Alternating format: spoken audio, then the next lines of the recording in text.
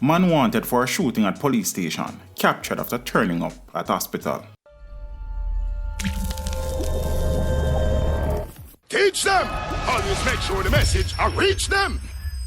A Manchester man who managed to elude the police after opening gunfire at lawmen at the KEYS Police Station in January is now under police guard in hospital after allegedly shooting at the police on Tuesday, March 29 during an operation to apprehend him.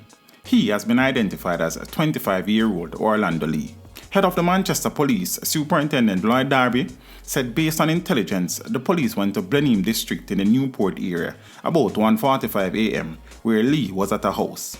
Darby said that during a gunfight, Lee again managed to escape officers, only to turn up at the Mandeville Regional Hospital with gunshot wounds. Lee was reporting on bail for illegal possession of firearm when he opened gunfire at police officers at the KEYS Police Station on Tuesday, January 25th. Reports are that about 4 p.m., Lee turned up at the station when officers observed a bulge in his waist and accosted him. Lee reportedly pulled a firearm and opened gunfire at the officers before escaping. No officer was injured during the incident.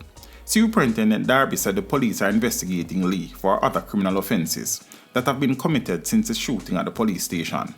Lee is now facing 2 other counts of shooting and illegal possession of firearm.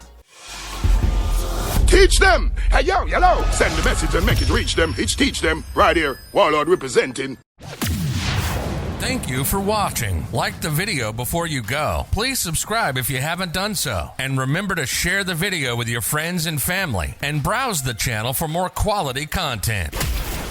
Until next time, walk good, my friends. Teach them!